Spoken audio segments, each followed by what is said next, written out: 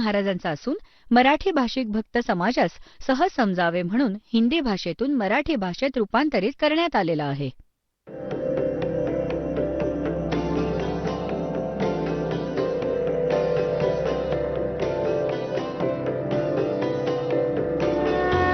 और ज्ञान सब ज्ञान डी कबीर ज्ञान सो ज्ञान और जैसे घोड़ा तोब का करता चले मैदान.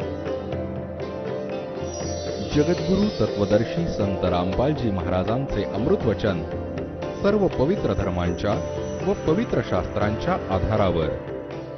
सत साहिब. सतगुरुदेव की जय.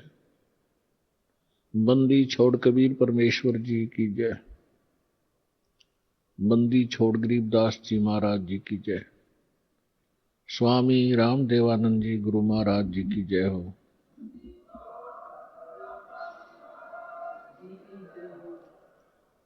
गरीब नमो नमो सतपुरुष को नमस्कार गुरु की नहीं. सुर नर मुनि जन साधुआ संतों सर्वस दी नहीं. सतगुरु साहेब संत सब डंडो तुम प्रणाम. आगे पीछे मत हुए तिनको जा कुर्बान. नराकार निर्विषम काल जाल भयभंजनम निर्लेपम निज निर्गुणम अकल अनुवेशोन्दनम. सोहम सुरति समाप्तम सकल समाना निर्तल. उज्ज्वल हिरंबर हरदमम बेपरवा अथाह वार पारनी मज्जतम. ग्रीब जो सुमर सिद्ध होई गणनायक गलता ना. करो अनुग्रह सोई पारस पद परवाना. आदि गणेश मनाऊं गणनायक देवन देवा. चरण कमल लो लाऊं आद्यंत करूं सेवा. परम शक्ति संगीतम रिद्धि सिद्धि दाता सोई. अवगत गुण अतीतम सत्य पुरुष निर्मोही. जगदम्बा जगदीशम मंगल रूप मुरारी. तन मन अर्पों शीशम भक्ति मुक्ति भंडारी. सुर नर मुनि जन ध्यावे ब्रह्मा विष्णु महेशा. शेष सहस मुख गावे पूज्य आदि गणेशा. इंद्र कुबेर सरीखा वरुण धर्म राय धावे. समर्थ जीवन जी का मन इच्छा फल पावे. 33 कोटि अधारा ध्यावे शेष 88. उतरे बहुजल पारा कट है यम की फांसी. 33 कोटि अधारा ध्यावे शेष 88. उतरे बहुजल पारा कट है यम की फांसी. कर जोरूं विनती करूं धरूं चरण पर शीश.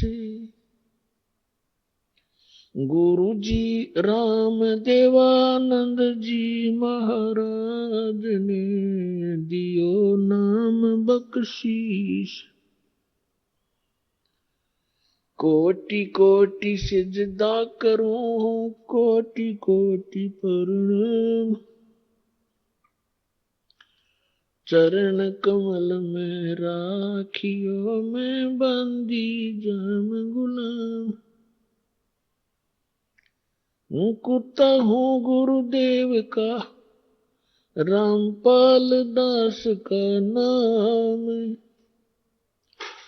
गले प्रेम की जेवड़ी जाखे वहां जाऊं. तो करो तो बावड़ू. दूर दूर करो तो जाऊं. जो राखो त्यों ही रहूं. जो देवो सो खाऊं. परमपिता परमात्मा पूर्ण ब्रह्म सर्व सृष्टीचे रचनाकार कबीर परमेश्वरजींच्या असीम कृपेने तुम्ही सर्व पुण्यात्मे सत्संग ऐकायला उपस्थित झाला आहात. ज्या प्राण्यांचे खूपच पुण्यकर्म पूर्वीच्या जन्माचे त्यांच्याबरोबर असतात, त्याला हा सुअवसर प्राप्त होतो. अन्यथा अशा अनमोल जीवनाला हा प्राणी मनुष्य जीवनाला अशीच माया जोडण्यात आणि सांसारिक परंपरा पाळणे यातच नष्ट करून पुढे महाकष्टांना प्राप्त होतो. 84 लाख प्रकारच्या प्राण्यांच्या शरीरात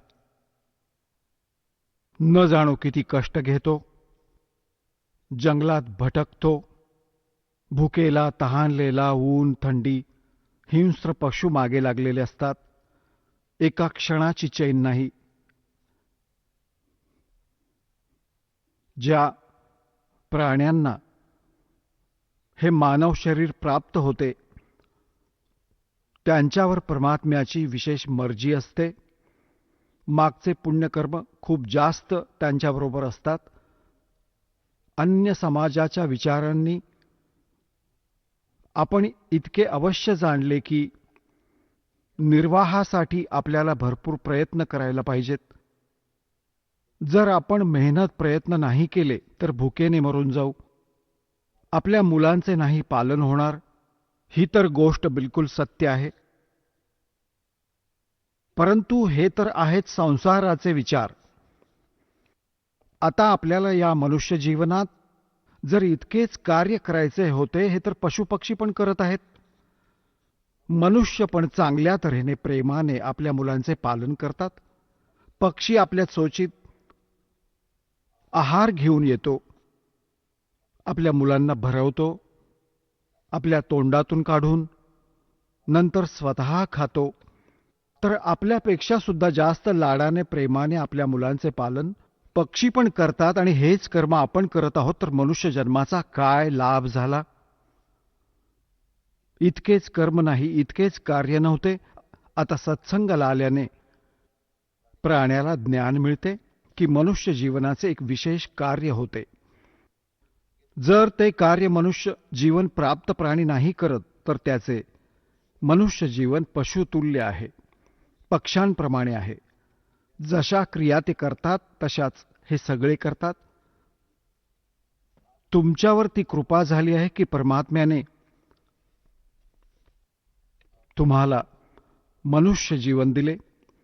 मनुष्य जीवनानंतर मग तुम्हाला सत्संग प्राप्त झाला. आता यात थोड्याशा सावधानतेची आवश्यकता आहे की एक तर तुम्ही ज्ञान पूर्ण रूपाने ग्रहण करायचे आहे.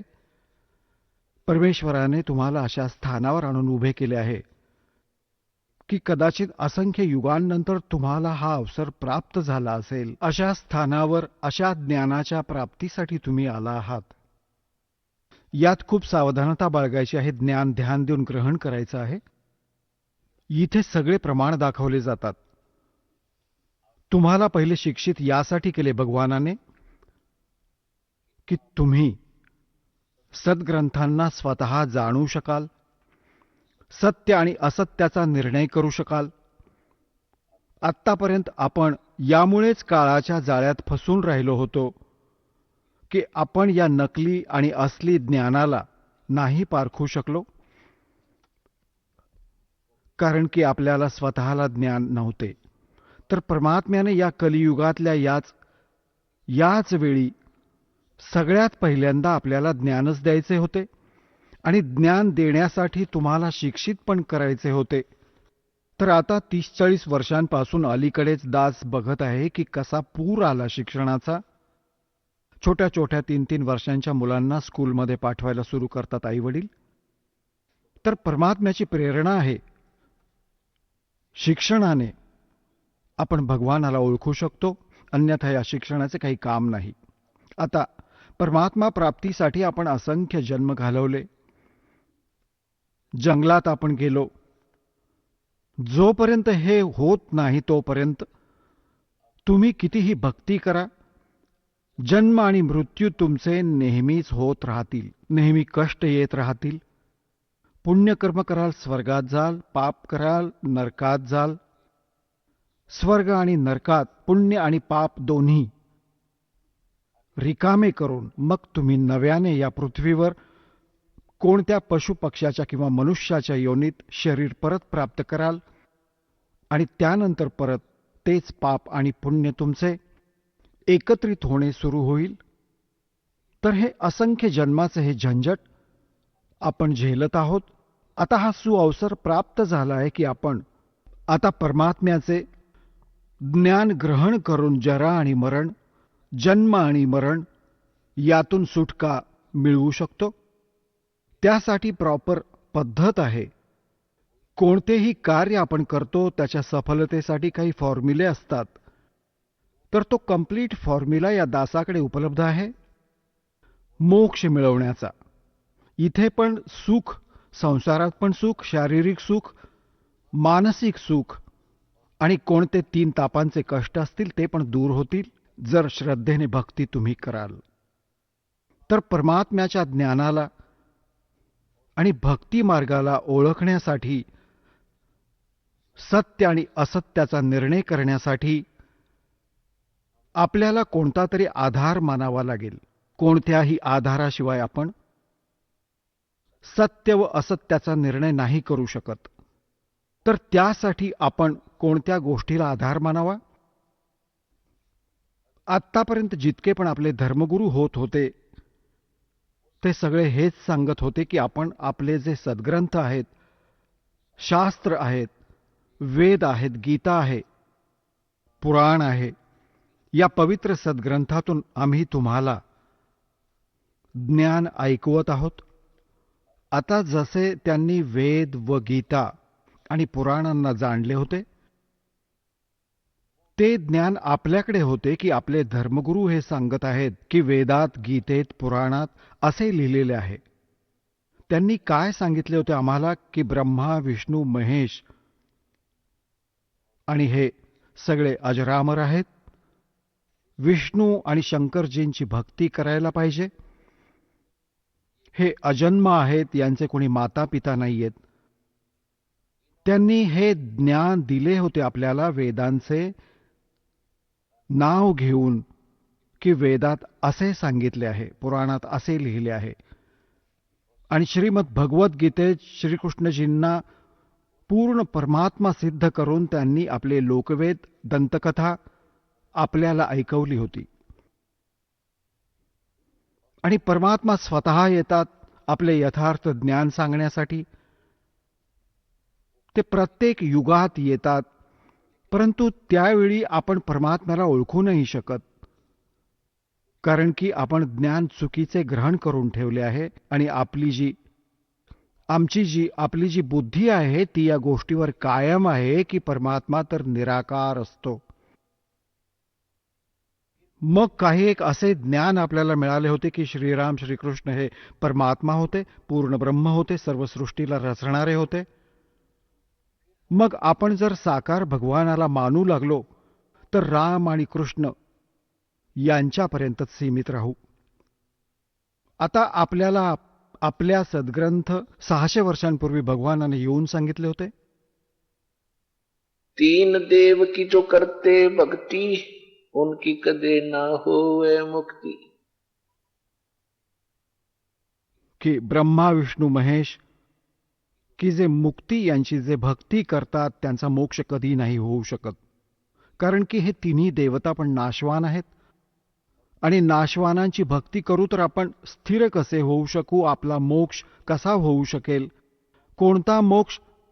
श्रीमद भगवद्गीता अध्याय नंबर 18च्या श्लोक नंबर 62 मध्ये सांगितले की अर्जुन, तू सर्व भावाने त्या परमेश्वराला शरण जा, त्याच्या कृपेनेच तू परम शांतीला आणि सनातन परमधामाला प्राप्त होशील. गीताध्याय नंबर 15च्या श्लोक नंबर 4 मध्ये सांगितले की अर्जुन, तत्वदर्शी संताच्या प्राप्तीनंतर परमेश्वराच्या त्या परमपदाचा शोध करायला पाहिजे, जिथे गेल्यानंतर साधक परतून कधी संसारात नाही येत. आणि केवळ त्याच परमात्म्याची भक्ती कर ज्याने सगळ्या ब्रह्मांडांची रचना केली आहे. याने तर हे सिद्ध झाले की गीता ज्ञानदात्याहून अन्य कोणी भगवान आहे आणि गीता ज्ञान देणारा स्वतः सांगत आहे की त्या परमात्म्याची भक्ती करा, दुसऱ्यांची नाही करायची. आणि त्याच्या भक्तीने तुम्ही ते पद प्राप्त कराल, ते स्थान प्राप्त कराल की परत कधी जरामरण नाही होणार, परत कधी परतून संसारात कधी नाही येणार. आपल्याविषयी गीता ज्ञान देणारा भगवान स्वतः सांगत आहे की अर्जुन, दुसऱ्या अध्यायाच्या 12व्या श्लोकात, चौथ्या अध्यायाच्या 5व्या आणि 9व्या श्लोकात, 10व्या अध्यायाच्या 2ऱ्या श्लोकात की अर्जुन, तुझे व माझे खूप जन्म होऊन गेले, हे तू नाही जाणत, मी जाणतो. याने हे सिद्ध आहे की गीता ज्ञान देणारा पण नाशवान, तर त्याचे पुजारी पण स्वतःच नाशवान. तर तो मोक्ष नाही झाला जो 15व्या अध्यायाच्या 4थ्या श्लोकात लिहिला आहे की जिथे गेल्यावर साधक परत कधी परतून संसारात नाही येत. 18व्या अध्यायाच्या 62व्या श्लोकात सांगितले की त्या परमेश्वराला शरण जा जो पूर्ण मोक्ष देतो, त्याच्या कृपेने तू परम शांतीला प्राप्त होशील आणि शाश्वत स्थानाला प्राप्त होशील. शाश्वत स्थान म्हणजे ज्या स्थानाचा कधी नाश नाही होत. आम्ही त्याला सतलोक म्हणतो आणि गीतेने त्याला सनातन परमधाम म्हटले आहे. तर सतलोकाच्या प्राप्तीसाठी परत त्याने सांगितले की त्या परमात्म्याला शरण जा जो हा मोक्ष तुला प्राप्त करून देईल. त्यासाठी 4थ्या अध्यायाच्या 34व्या श्लोकात सांगितले की अर्जुन, त्या ज्ञानाला, जे ज्ञान 4थ्या अध्यायाच्या 32व्या श्लोकात सांगितले की परमात्मा स्वतः येतात, आपल्या मुखकमलातून तत्वज्ञान, यथार्थ ज्ञान आपल्याद्वारे रचलेल्या सृष्टीचे आणि यज्ञ म्हणजे धार्मिक अनुष्ठानांची माहिती ते स्वतः आपल्या मुखकमलातून सांगतात. 4थ्या अध्यायाच्या 32व्या श्लोकात एक ब्रह्मणे मुखे शब्द आहे मूळ पाठात. तर या अनुवादकर्त्यांनी त्यांच्या अज्ञानाच्या कारणाने त्याचा अनर्थ केला. ब्रह्मणे मुखेचा अर्थ केला त्यांनी वेदाची वाणी. ब्रह्मणेचा अर्थ लिहिला वेद. हे चुकीचे केले. ब्रह्मणेचा अर्थ 17व्या अध्यायाच्या 23व्या श्लोकात यांनी याच अनुवाद करणाऱ्यांनी बरोबर केलाय. त्याचा अर्थ काय आहे? ब्रह्मणेचा अर्थ काय आहे? सच्चिदानंद घनब्रह्म म्हणजे पूर्ण परमात्मा. ओम तत्सत इति निर्देशः ब्रह्मणे त्रिविधः स्मृतः. याचा अर्थ होतो की त्या सच्चिदानंद घनब्रह्म पूर्ण परमात्म्याला मिळवण्याचा 3 मंत्रांचा जप आहे. ओम तत्सत इति निर्देशः. तर तिथे ब्रह्मणे शब्द आहे. तर ब्रह्मणे शब्दाचा अर्थ बरोबर केला इथे यांची बुद्धी विचलित नाही झाली. सच्चिदानंद घनब्रह्मला मिळवण्याचा म्हणजे गीता ज्ञानदात्याहून कोणी दुसरा परमात्मा आहे, तो ब्रह्मणे म्हटला जातो. म्हणजे ब्रह्महून मोठा भगवान. ब्रह्म तर गीता ज्ञानदाता आहे, श्रीकृष्णात प्रवेश करून बोलत आहे. हा काळ आहे. तर गीताध्याय नंबर 4च्या श्लोक नंबर 32 मध्ये लिहिले आहे की परमात्मा आपल्या मुखकमलातून जे ज्ञान देतो स्वतः प्रकट होऊन, ते ज्ञान आहे तत्वज्ञान. ते यथार्थ ज्ञान आहे. त्या परमात्म्याला मिळवण्याचा कंप्लीट कोर्स आहे. 4थ्या अध्यायाच्या 34व्या श्लोकात त्याने सांगितले की त्या ज्ञानाला तत्वदर्शी संत जाणतात, त्यांच्याकडे जाऊन समजून घे. दंडवत प्रणाम करा. निष्कपट भावाने, विनम्रतेने प्रश्न करा. तेव्हा ते तत्वदर्शी संत तुम्हाला तत्वज्ञानाचा उपदेश करतील. याने तर हे सिद्ध झाले की गीतेत ते ज्ञान नाहीये. परंतु गीतेचे ज्ञान जे आहे ते नाकारले नाही जाऊ शकत. इनकम्प्लीट आहे, परंतु यथार्थ आहे, अपूर्ण आहे. जसे एकतर 5व्या इयत्तेचा सिलेबस असतो, पाठ्यक्रम एक 10वी पर्यंतचा असतो, तर गीता आणि वेद हे समजा मॅट्रिक म्हणजे 10वी पर्यंतचा सिलेबस आहे. 10वी पर्यंतचा सिलेबस चुकीचा नसतो. पुढच्या शिक्षणासाठी पुढचा सिलॅबस अजून असतो आणि परमेश्वराच्या वाणीत तो कंप्लीट आहे, पहिलीपासून ते लास्ट शिकेपर्यंत. तर ते आहे तत्वज्ञान. त्या तत्वज्ञानाच्या प्राप्तीनंतर आपल्याला ना वेदांची आवश्यकता, ना गीतेची, ना पुराणांची, ना कुराण, ना बायबलची. कारण की ते ज्ञान असे लपले आपल्यापासून की त्याला तर आपण चुकीचे मानले, आणि जे चुकीचे ज्ञान आम्हाला प्राप्त होते त्याला आपण खरे मानले. जेव्हा की आपले सद्ग्रंथ हे सांगत आहेत की जे 600 वर्ष पहिले परमात्मा कबीरजी बनारसमध्ये, काशीमध्ये एका विणकराची भूमिका करत आणि हे ज्ञान पण यथार्थ बोलत असत, त्या ज्ञानामध्ये आज परमात्म्याच्या ज्ञानात हे वेद आणि गीतेमधील ज्ञान पुराणांचे जसेच्या तसे लिहिले आहे. आणि ज्याचा ऑप्शन सोडून दिला आहे की त्या तत्वदर्शी संताला विचारा, ते ज्ञान पण आहे त्याच्यात. तर ते तत्वज्ञान आहे, तो सूक्ष्म वेद आहे, तो 5वा वेद आहे. तर सूक्ष्म वेद परमात्म्याने स्वतः येऊन सांगितलं आहे.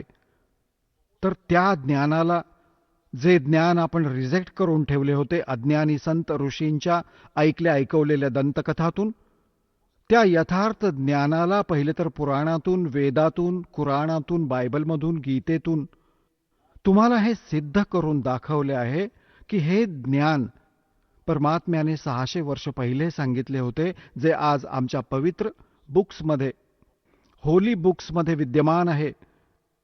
आणि जे यात नाहीये ते पण त्यात आहे, ज्याचा ऑप्शन सोडून ठेवला आहे की त्या तत्वदर्शी संताला विचारा, ते तत्वज्ञानात विद्यमान आहे, तर ते पण त्यात आहे.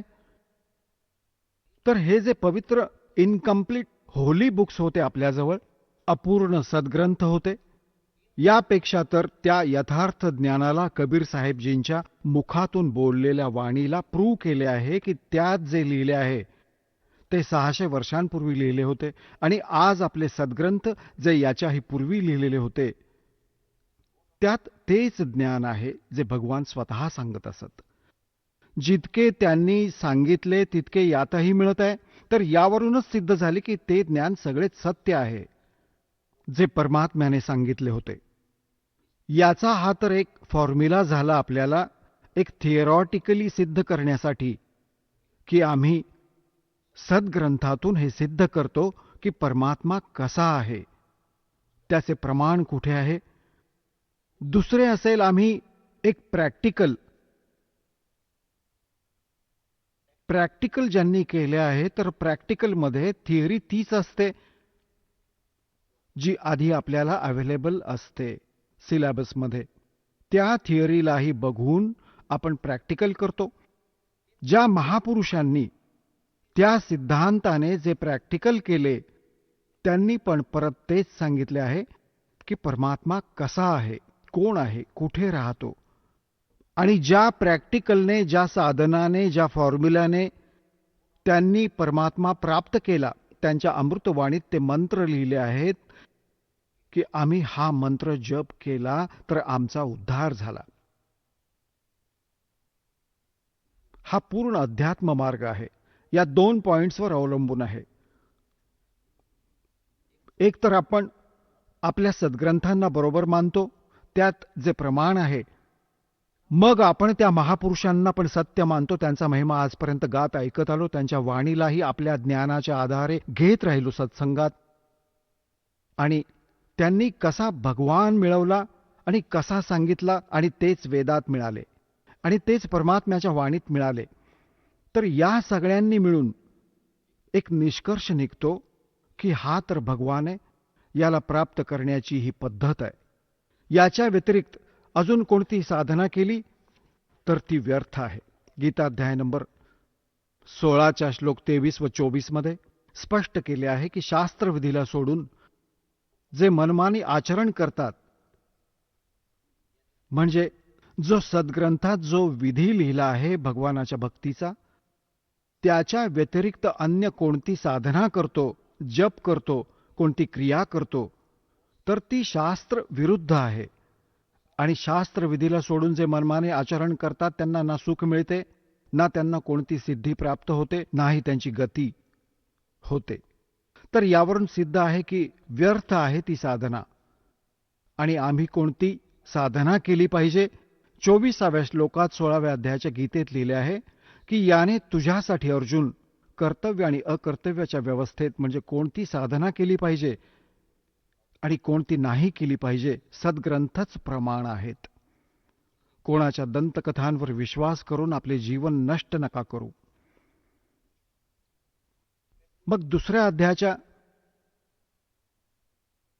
53व्या श्लोकात श्रीमद भगवद्गीतेत लिहिले आहे की ज्यावेळी अर्जुन तुझी बुद्धी भ्रमित करणाऱ्या भिन्न भिन्न प्रकारच्या विचारांनी दूर होऊन एका तत्वज्ञानावर, परमात्म ज्ञानावर स्थिर होईल, तेव्हा तू योगी होशील, म्हणजे भक्त बनशील, योगाला प्राप्त होशील. नाहीतर तुला कोणी पण डगमवून टाकेल कोणत्याही पॉइंटवर येऊन. तर जेव्हा तुझी बुद्धी भिन्न भिन्न प्रकारच्या भ्रमित करणाऱ्या धार्मिक विचारांपासून दूर होऊन एका तत्वज्ञानावर, परमात्म ज्ञानावर स्थिर होईल, तेव्हा तू योगाला प्राप्त होशील. तेव्हा तर तू योगी बनशील, भक्त बनशील. योगी म्हणजे साधक, जो परमात्म्याला मिळवण्याचा प्रयत्न करतो. आपण योगी मानून ठेवले आहे ते तर केवळ जे आसन करतात, असे तसे आटपट करतात, ही तर एक प्राकृतिक चिकित्सा असते. हा योग नाहीये, हा योगी, ही भक्ती नाहीये. त्याला योगी नाही म्हणू शकत. हा तर प्राकृतिक चिकित्सक आहे.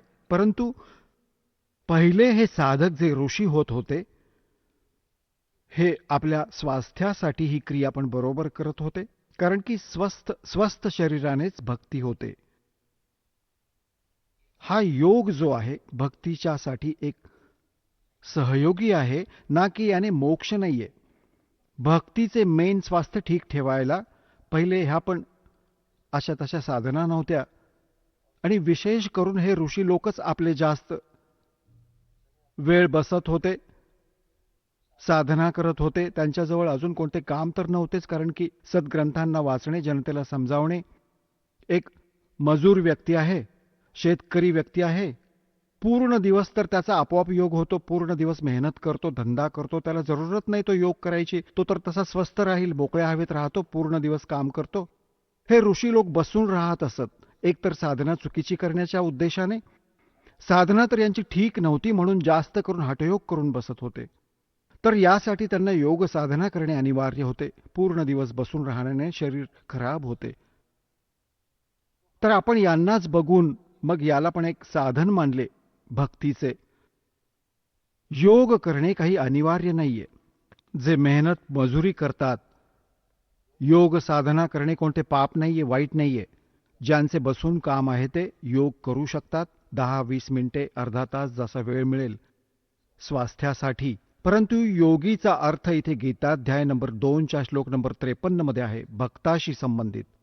तेव्हा तू भक्त बनशील, कारण मग तू डगमग नाही होऊ शकत. यासाठी तुम्हाला सगळ्यात पहिल्यांदा ते ज्ञान ऐकवले जाते. तर त्यासाठी आपण आपल्या मनाला रोखण्यासाठी, दृढता निर्माण करण्यासाठी, स्थिर राहण्यासाठी कोणता आधार पाहिजे? त्यासाठी आपल्याला आधी तर दासाने सांगितले की सद्ग्रंथ, जे सद्ग्रंथ आहेत, ज्यांना आजपर्यंत सत ज्ञानयुक्त मानत राहिलो, प्रथम तर तुम्ही तो आधार बनवायचा आहे. दुसरे मग आमचा जे दास तुम्हाला प्रमाणित करून देत आहे की यापेक्षा पण वर उठून एक असे ज्ञान आहे, असा सूक्ष्मवेद आहे, तत्वज्ञान आहे, ज्यात या ग्रंथातले ज्ञान तर आहेच आहे, आणि जे यात नाहीये, यात कोण्या दुसऱ्याकडून माहीत करून घेण्यास सांगितले आहे, ते पण यात आहे. परंतु तो पण एक वेद आहे, सूक्ष्मवेद आहे. जेव्हा या वेदांना आपले धर्मगुरू नाही समजू शकले, तर सूक्ष्मवेद समजणे तर खूपच दूरची गोष्ट आहे. तुम्हाला प्रत्यक्ष सिद्ध करून दासाने खूप वेळा दाखवलंय की वेदात परमात्मा मनुष्य सदृश आहे, साकार आहे आणि तो वरती एका स्थानावर राहतो. तो सतलोकात राहतो आणि तिथे राजासारखा विराजमान आहे आणि त्याच्या सिंहासन म्हणजे तख्तावर बसला आहे. सर्व सृष्टी राजाप्रमाणे बसला, दिसण्यात राजाप्रमाणे आहे त्याची सर्व शोभा. डोक्यावर मुकुट आहे मालकांच्या, वरती एक खूप मोठं छत्र आहे आणि त्यांच्या एका रोमात म्हणजे केसात, रोम म्हणतात, केस, शरीराच्या केसांना रोम म्हणतात, आणि जिथे रोम हा केस उगवला आहे त्याला रोमकूप म्हणतात. म्हणजे केस म्हणा किंवा रोमकूप. तर यात कोटी सूर्य मिसळले, कोटी चंद्रमा इतकी त्यांच्या एका केसाची शोभा आहे. तर याने हा परमात्मा हे वेदात लिहिले आहे आणि हेच परमात्म्याने स्वतः येऊन सांगितले आहे आणि हेच त्या महापुरुषांनी ज्ञान दिले आहे, सांगितले आहे डोळ्यांनी पाहिलेले ज्यांना परमात्मा भेटले होते. आणि तो परमात्मा मग तिथून चालत येतो, सशरीर येतो आणि 3 प्रकारे तो आपली लीला करतो. 3 प्रकारच्या शरीराने, 3 प्रकारच्या आपले लीलामय शरीर बनवून करतो. एक, ते वर बसून राहतात. दुसरे, जे संसारात येतात प्रत्येक युगात एक शिशुरूप धारण करून कोणत्या सरोवरात कमळाच्या फुलावर विराजमान होतात. तिथून त्यांना निस्संतान पती पत्नी दाम्पत्य उचलून घेऊन जातात. तिथे त्यांच्या घरी त्यांचे पालनपोषण होते आणि भगवानाचे पालनपोषण बाल अवस्थेत कुमारी गायींद्वारे होते असे आमचे वेद सांगतात. ऋग्वेद मंडल नंबर 9 सूक्त 1 मंत्र 9 मध्ये हे प्रमाण आहे की त्या नवजात शिशु रूपात प्रकट परमात्म्याच्या पालनपोषणाची लीला कुमारी गायींच्या द्वारे होते. आणि मग हळूहळू लीलामय शरीराने मोठे होतात. तर छोट्याशा वयातच ते परमात्मा मोठ्या मोठ्या विद्वानांना पाणी पाजतात ज्ञानात, कारण की ते येतातच ज्ञान सांगायला. तर याच लीलेत परमात्मा, याच लीलेत तर अशा प्रकारे लीला करत आजपासून 600 वर्षांपूर्वी भगवान ते पूर्ण परमात्मा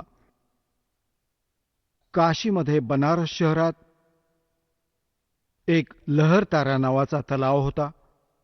त्यात कमळाची फुले उमललेली होती आणि लहरतारा तलाव जो आहे गंगा नदीच्या पाण्याने जे पावसाळ्यात ओव्हरफ्लो होऊन गौ घाटावरून असे उतरून एका सरोवराचे रूप धारण करत असे आणि वर्षभर त्याचे जल निर्मळ राहत असे. त्यात कमळाची फुले उगवली होती. कमळाच्या फुलावर येऊन परमात्मा सतलोकातून येऊन विराजमान झाले आणि नवजात शिशूचे रूप घेऊन तिथे कमळाच्या फुलावर ते विराजमान झाले. यांचे प्रत्यक्षदर्शी होते ऋषी अष्टानंद. अष्टानंद नावाचे एक ब्राह्मण ऋषी होते. त्यावेळी स्वामी रामानंद एक खूप मोठे विद्वान मानले जात होते वेद आणि गीतेचे, पुराणांचे. तर त्यांचे शिष्य होते अष्टानंदजी. अष्टानंदजी दर दिवशी त्याच सरोवरात स्नान करण्यासाठी जात असत. उन्हाळ्याचा ऋतू होता. ज्येष्ठ उतरती पौर्णिमा, ज्येष्ठ शुद्ध पौर्णिमेला दर दिवशीप्रमाणे अष्टानंद पण आपली साधना करून, न्हावून स्नान करून आपली साधना करण्यासाठी तत्पर होते. तिकडून परमात्मा सतलोकातून नवजात शिशुरूपात येत होते. त्यांचे खूप जास्त तेज होते, जसे तारा तुटतो. अष्टानंदजींनी पाहिले की हा प्रकाश, इतका विलक्षण प्रकाश कोणत्या गोष्टीचा आहे. जे आहे त्यांनी उघड्या डोळ्यांनी बघण्याचा प्रयत्न केला. त्यांचे डोळे बंद झाले. इतकं नूर होतं, इतकं तेज होतं. जसे आपण सूर्याकडे बघतो तर आपली चरमदृष्टी सूर्याच्या प्रकाशाला सहन नाही करू शकत. डोळे बंद होऊन जातात. बंद झाल्यानंतर आपल्याला परमात्म्याची, सूर्याचा जो प्रकाशरहित आकार असतो केवळ तोच दिसतो. याच प्रकारे जेव्हा अष्टानंदजींनी वरून येणाऱ्या प्रकाशपुंजाला पाहिले त्यांचे डोळे त्याला सहन नाही करू शकले. डोळे बंद केले, साईडला केले. तर काय पाहिले की त्याने एक नवजात शिशु पाहिलं. एक प्रकाशरहित शरीर त्याचं, आणि त्याचाच तो प्रकाश होता. मग परत डोळे उघडले तर काय पाहिलं? तो प्रकाश एका कोपऱ्यात लहरतारा तलावात एकवटला. अंधार होता.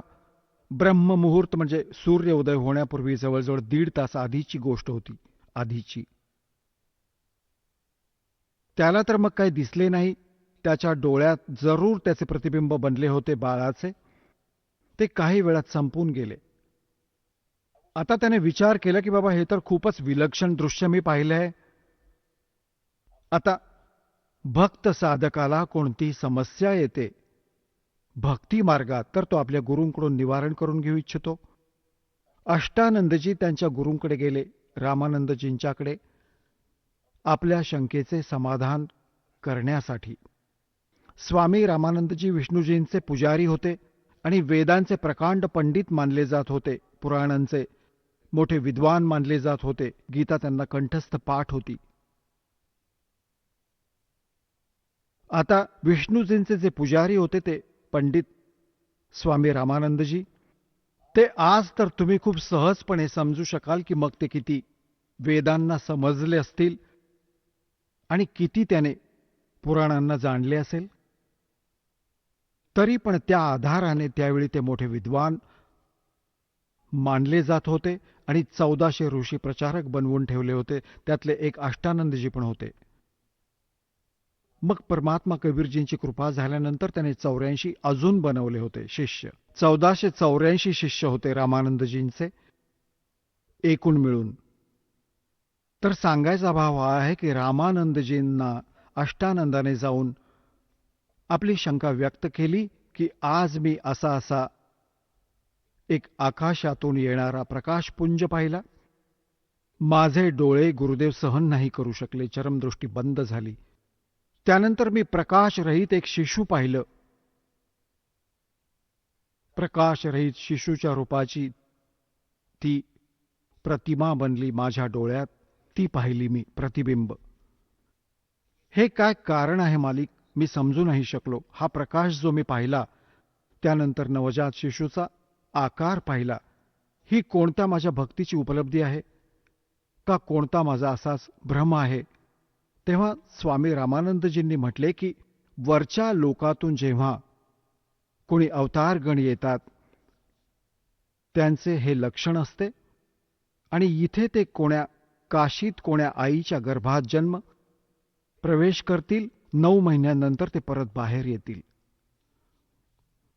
आता स्वामी रामानंदजींना इतकेच ज्ञान होते की त्यांचे भगवान आईपासूनच जन्म घेतात. अवतार पण आईपासून जन्म घेऊन येतात. आता गुरुजी जे शंकेचे समाधान करतात शिष्यांसाठी फायनल असते. अष्टानंदजींचे शंका समाधान जसे रामानंदजींनी केले ते झाले. तिकडून एक निरुनिमा नावाचे एक मुसलमान विणकर होते. या जन्मात तसे ते ब्राह्मण ब्राह्मणी होते. गौरी शंकर नाव होते निरूचे. सरस्वती नाव होते नीमाचे. मुसलमानांनी त्यांना जबरदस्तीने मुसलमान बनवले होते. ज्या कारणाने पहिले ते शंकराचे पुजारी असल्याच्या नात्याने शंकरजींची शिवकथा ऐकून ते आपला उदरनिर्वाह करत होते. मग ब्राह्मणांनी जेव्हा पाहिले, त्या धर्मगुरूंनी ब्राह्मण जे पहिल्यापासूनच गौरी शंकरांबद्दल ईर्ष्या करत होते, कारण की गौरी शंकर एक निस्वार्थी ब्राह्मण होते. निस्वार्थ कथा सांगत असत. कोणाला पथभ्रष्ट करत नव्हते, ना श्राद्ध कर्म करत होते, ना कोणाला मूर्ख बनवत होते की तुमच्यावर करणी आहे, इतके पैसे द्या, इतके कपडे द्या. ते केवळ भगवानांची कथा ऐकून आपली जी दक्षिणा येत होती त्या दक्षिणेने आपला निर्वाह करत होते. मग मुसलमान आणि दुसरे जे ते ब्राह्मण होते, जे लोकांना धोका देत होते, आपला उदरनिर्वाह चालवत होते, ते यांच्याशी ईर्ष्या करत होते, कारण की सगळे त्यांचे प्रशंसक बनले होते. ज्या कारणाने मुसलमानांनी डाव खेळला की हा जास्त प्रचार गौरीशंकर करत आहे हिंदू धर्माचा, आणि का नाही याला मुसलमान बनवूया आणि दुसरे जे धर्मगुरू आहेत जे जनतेला भडकवत आहेत लढण्या मरण्यासाठी, ते पहिल्यापासूनच याचे विरोधी आहेत. ते काही करणारच नाहीत आणि असेच झाले. तर निरुनिमा गौरीशंकर सरस्वती हे यांचं नाव बदललेलं. गौरीशंकरचे नाव ठेवले नूर अली, त्याला मग निरू म्हणू लागले.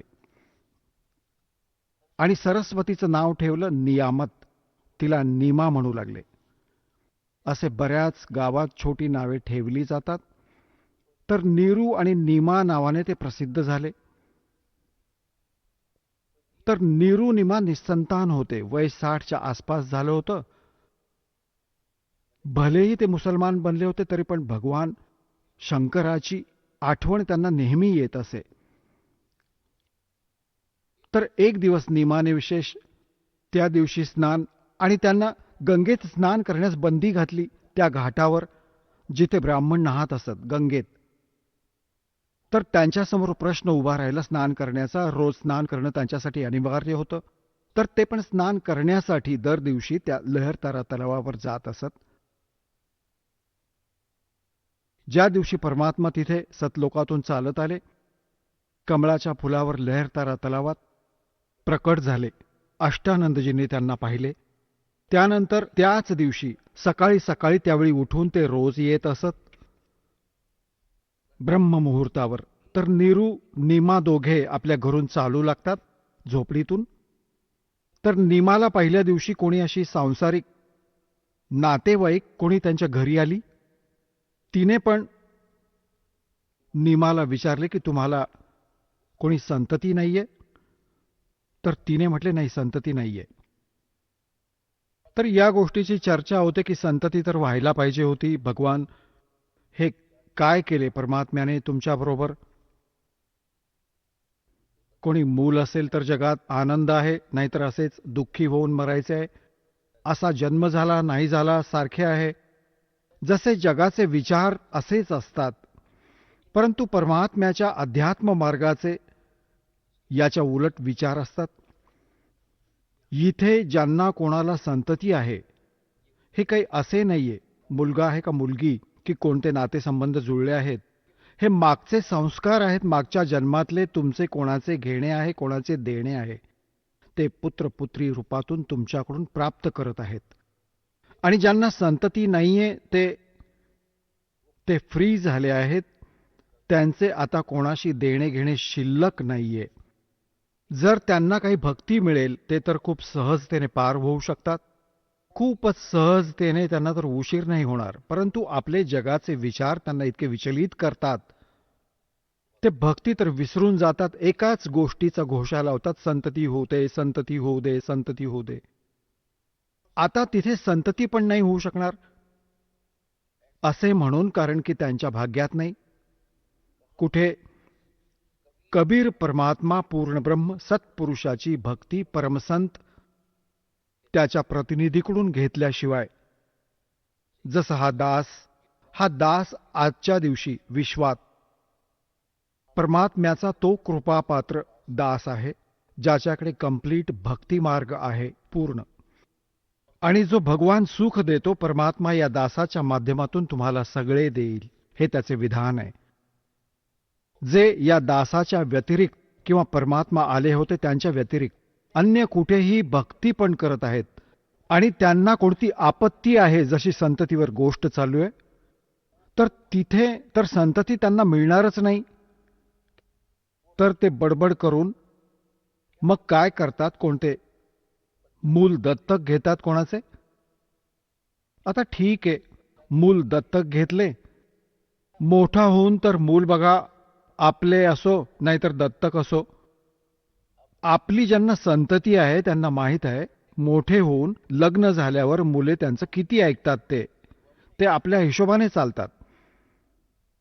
तर त्यांना ज्यांनी शेवटी मूल दत्तक घेतले आहे, नंतर शेवटी त्यांचा विवाह पण होईल, त्याला मुले पण होतील, ते मग म्हातारी नंतर बसून रडतात की बघा हा असा व्यवहार करत आहे, आमचा स्वतःचा मुलगा असता तर काय त्याने असे केले असते.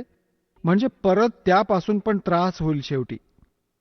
त्यापासून पण वैतागतील आणि मग विशेष करून आईच्या मनात ही गोष्ट निघत नाही मनातून की हे भगवान, माझे स्वतःचे मूल असते, मला मूल नाही झाले. त्या दुःखाने ती मरून जाते. आता काळ किती दुष्ट आहे, हा तर कोणते सुख तर नाही देऊ शकत, दुःख देऊ शकतो पूर्ण. मग ती काय बनते ती बहीण पुढच्या जन्मात? तिला कुत्रीचे जीवन मिळते, कारण की संततीच्या भुकेने मेली होती, कुत्री बनली. आता काळ मजा घेतो तिची की घे तू संततीला जन्म देऊन देऊन दमून जा. एकेका वेळी 8-8, एक नाही 8-8 वर्षात 2-2 वेळा पूर्ण करून घे तुझ्यात जी कसर होती. मग बनवले डुकरी त्याने, डुकरी घे मग 12-12 पिलांना एकत्र जन्म दे. ही पण तर संतती आहे, ती पण वेगळी संतती होती. तर अशी दुर्गती अजून शिरावर घेतली त्या बहिणीने. तिथे भक्ती पण नव्हती आणि ती संतती पण मिळणार नव्हती. आणि इथे काय होईल? भगवानाला शरण आल्याने एकतर ज्ञान होईल, जर परमात्म्याला वाटले तर तुम्हाला संतती पण देईल. भगवानाच्या हातात सर्व काही आहे. एका मिनिटात बस आस सोडवून देईल भगवान. परंतु इथे उद्देश तुमचा मोक्ष मिळवणे असला पाहिजे. तुमचा उद्देश मोक्ष मिळवणे असला पाहिजे, नाही की केवळ ही व्यर्थची डिमांड घेऊन नका येऊ. परमात्मा तुमच्या, कारण की तुमचा उद्देश आहे मोक्ष मिळवणं, आणि मोक्ष मिळाला तर तुमचे कायमचे झंझट मिटेल. ही मुले मुलगी संतती असंख्य वेळा जन्माला घातले, असंख्य वेळा तर ते तुमच्या समोर मेले, आणि हाहाकार तुम्ही 100 वेळा सहन केला. तर हे काही जीवन नाहीये. याच आशेला घेऊनच फक्त सतलोक आश्रम बरवालामध्ये येणं तुमचं व्यर्थ आहे. इथे येण्याचा मूळ उद्देश तुमचा मोक्ष समजा. जी सगळ्यात दुर्लभ वस्तू इथे प्राप्त आहे, त्याच्याबरोबर परमात्म्याची इच्छा असेल, कोणी संतती तुम्हाला द्यायची असेल तर देईल तुमची मुले, पालन पोषण करून त्या आत्म्यांना मोठे करतील. जर नाही देत तर धन्यवाद माना दात्याचे की तुम्ही जे कराल ते योग्य कराल मालक. आणि आम्हाला तर ज्ञान नाही. तुमचे मोक्ष उद्देश ठेवा, नाहीतर ती दुर्गती होईल जी आत्ता सांगितली. कारण की इथे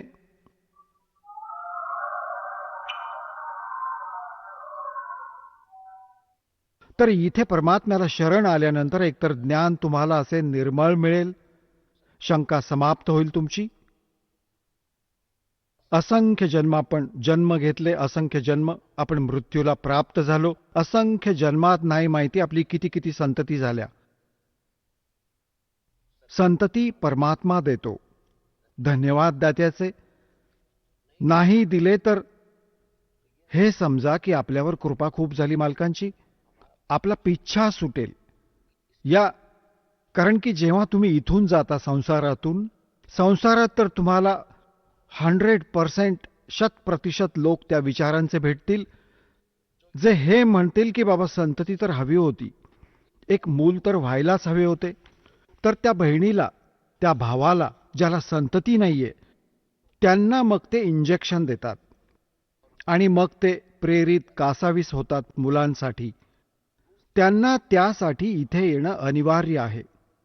परमात्म्याची इच्छा असेल तर माहीत नाही किती संतती देईल. असे लोक दासाने बघितले ज्यांचे 50 वर्ष वय झाले होते, 55 वर्षांचे, तेव्हा त्यांना संतती दिली. परंतु खरी तळमळ बघून, खरी आस्था बघून की हे केवळ मुले मुली नाहीत, आता हे मोक्ष पण मागत आहेत, तेव्हा मुले देईल तुम्हाला. आणि तुम्ही केवळ मुले मुले मागाल, कधीही नाही देणार.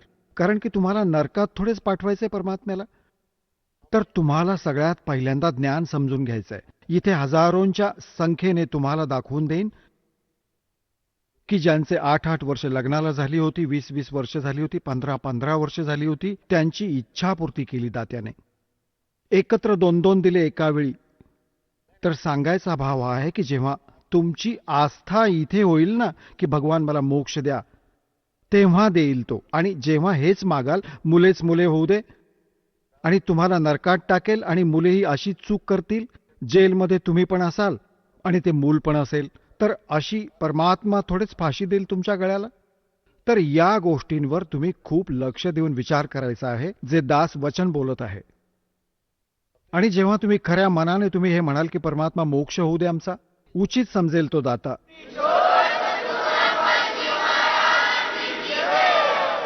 चला आता आपण त्या श्रद्धाळूंचे अनुभव जाणून घेऊयात, ज्यांनी जगद्गुरू तत्वदर्शी संत रामपालजी महाराजांकडून दीक्षा प्राप्त केलेली आहे, तसेच त्यांच्याद्वारा सांगितलेल्या भक्ती मार्गावर चालत आहेत.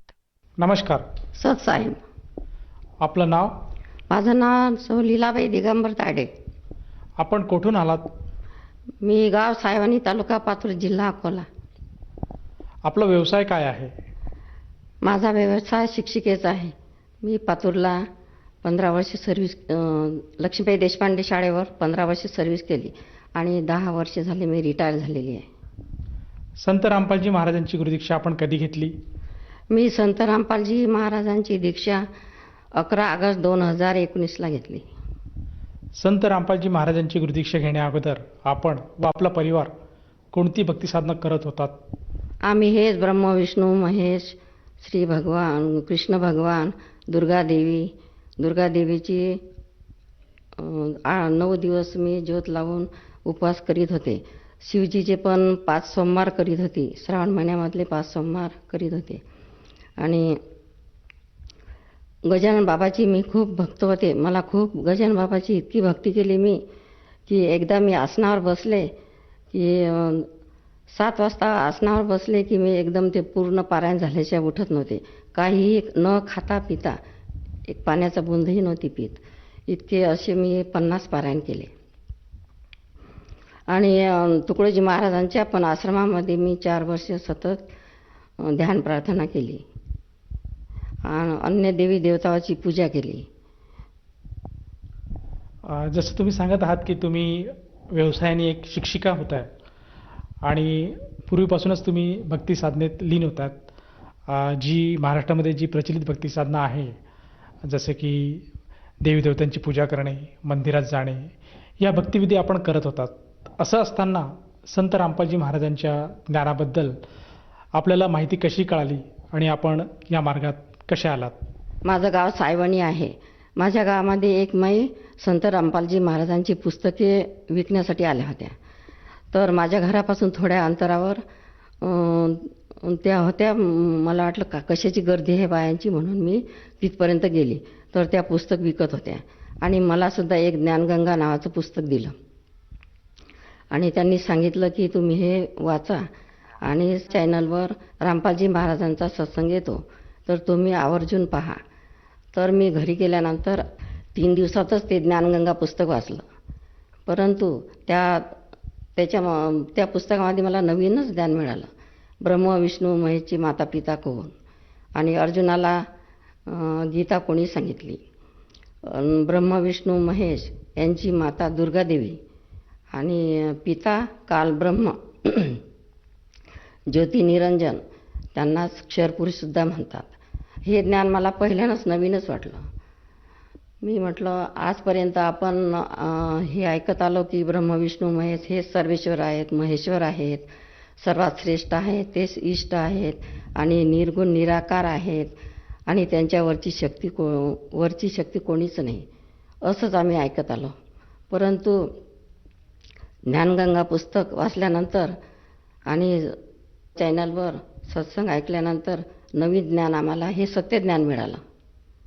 जसं तुम्ही सांगत आहात की संत रामपालजी महाराजांनी प्रकाशित केलेलं ज्ञानगंगा हे पुस्तक आपण वाचलं आणि त्यातलं जे ज्ञान आहे ते आपण परखलं आणि त्या ज्ञानाच्या मार्गे आपण संत रामपालजी महाराजांशी जुडल्या गेलेत. तर जेव्हा तुम्ही संत रामपालजी महाराजांची गुरुदीक्षा घेतली आणि जी काही त्यांनी भक्ती साधना दिली, त्या भक्ती साधनेवर आपण जेव्हा भक्ती केली त्या भक्ती साधनेनुसार, तर आपल्याला व आपल्या परिवाराला काय काय लाभ प्राप्त झालेत? मला संत रामपालजी महाराजांची दीक्षा घेतल्यानंतर छोटे मोठे लाभ खूप मिळाले. पहिला लाभ आध्यात्मिक ज्ञान आणि मोक्षाचा मार्ग मिळाला. दुसरा लाभ, माझे गुडघे इतके दुखत होते की मला उठता बसता येत नव्हते. परंतु संत रामपालजी महाराजांची दीक्षा घेतल्यानंतर माझे गुडघे बसले. आणि तिसरा लाभ म्हणजे संत रामपालजी महाराजांची दीक्षा घेऊन मला 4 महिने झाले होते. मी मनात सोचलं की एक दिवस संत रामपालजी महाराजांची सत्संग आपल्या घरी आणावा. मग मी भगतजीला म्हटलं की भगतजी तुम्ही माझ्या घरी याल का सत्संग घेऊन? तर ते हो म्हणाले. परंतु काही कारणास्तव ते येऊ शकले नाही. तर संत रामपालजी महाराज माझ्या घरी येऊन माझ्या अंगणामध्ये त्यांनी सत्संग केला. आणि चौथा लाभ म्हणजे मला 2 मुलं 2 मुली आहेत. मोठा मुलगा माझा शेतीचं काम करतो आणि दुसऱ्या मुलाची लॅबॉरेटरी आहे. त्याचा व्यवसाय चांगला आहे, त्याला इन्कम पण त्याचं चांगलं आहे. संत रामपालजी महाराजांची दीक्षा घेतल्यानंतर त्यांनी 4 व्हीलर मला तर 2 महिन्यामध्ये 4 व्हीलर द्या असं म्हटल्यानंतर 2 महिन्यातच माझ्या घरी 4 व्हीलर आली. 4 व्हीलर आल्यानंतर त्याचा व्यवसाय चांगला चालू लागला. आणि पाचवा लाभ असा आहे की माझ्या नाताने 12वीची परीक्षा दिली आणि त्याला व्हॅलिडिटी सर्टिफिकेट काढायचे होते. CETची परीक्षा द्यायची होती आणि व्हॅलिडिटी सर्टिफिकेट पाहिजे होते. तर त्यांनी कागदपत्र घेऊन तो तहसीलमध्ये गेला. तहसीलमध्ये गेल्यानंतर कागदपत्र बाबूला दाखविले. तर बाबू म्हणाले की ही कास्ट सर्टिफिकेटची तारीख 2014 आहे, तर आपल्याला 2018ची तारीख पाहिजे. तर मग तुमचं काम काही होत नाही, अगोदर तुम्ही ते व्हॅलिडिटी सर्टिफिकेट मिळण्यासाठी तुम्ही त्या कास्ट सर्टिफिकेट 2018ची तारीख आणा. मग त्याचं काम काही झालं नाही. तो घरी आला. घरी आल्यानंतर दुसऱ्या दिवशी त्यांनी पुन्हा कागदपत्र पाहिले. त्याला काहीतरी काम होतं म्हणून त्यांनी कागदपत्र काढले. तर त्या कास्ट सर्टिफिकेटवर 2014च्या ऐवजी 2018 तारीख आली. हा एक फार मोठा चमत्कार झाला. जसं तुम्ही सांगत आहात की संत रामपालजी महाराजांच्या नामदीक्षेनंतर आणि त्यांनी जी भक्तिविधी दिली आपल्याला, त्या भक्तिविधीचं सद्भक्ती केल्यानंतर आपल्याला व आपल्या परिवाराला बरेचसे लाभ प्राप्त झालेत. तर या अनुषंगाने आपण जे अन्य श्रोतावर्ग आज आपल्याला बघत आहेत त्यांना आपण काय संदेश देऊ इच्छिता? मी संदेश तर काही देऊ शकत नाही, परंतु विनंती करते की माणूस जन्म दुर्लभ है, मिले ना बारंबार, तरुवर से पत्ता तुटे, भोर न लगता डार. मनुष्याचा जन्म नेहमी नेहमी मिळत नाही. 84 लाख योनीचा चक्कर काटून एकदाच माणसाचा जन्म मिळतो. आणि सद्भक्ती आणि सत्यज्ञान आणि सद्भक्ती करणे या पृथ्वीवर याशिवाय दुसरा कोणताच मार्ग नाही. तुम्ही संत रामपालजी महाराजांना पहिचाना, ओळखा. त्यांचा सत्संग तुम्ही पहा TV वर. संत रामपालजी महाराज पूर्ण परमात्मा आहेत आणि ते काय ज्ञान देतात ते तुम्ही ग्रहण करा. जसं तुम्ही सांगत आहात की संत रामपालजी महाराज हे पूर्ण परमात्मा आहेत, हे तत्वदर्शी संत आहेत आणि ते शास्त्रोक्त भक्ती सांगतात. तर या अनुषंगाने जर एखाद्या साधकाला संत रामपालजी महाराजांची नामदीक्षा किंवा गुरुमंत्र घ्यावायचा असेल तर ती व्यक्ती गुरुदीक्षा कशी घेऊ शकेल? आपल्या TV वर संत रामपालजी महाराजांचा सत्संग येतो. खाली पट्टी आहे, त्याच्यावर कॉल नंबर आहेत. त्या कॉल नंबरवर फोन करून आणि नामदान केंद्र प्रत्येक जिल्ह्याला आहेत, तिथे जाऊन तुम्ही आपले नाव जाऊन आपला दीक्षा घेऊ शकता. या नामदीक्षेसाठी किती खर्च येतो? दीक्षा घेण्यासाठी एक खडपूचाही खर्च येत नाही. फुकट नामदीक्षा देतात. धन्यवाद. सत साहेब.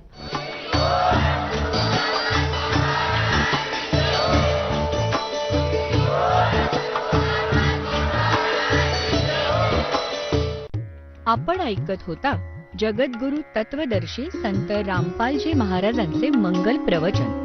निःशुल्क नामदीक्षा प्राप्त करण्यासाठी आणि अधिक माहितीसाठी संपर्क करा 7030303951 7030303952. आमची वेबसाईट आहे www.jagadgururampalji.org.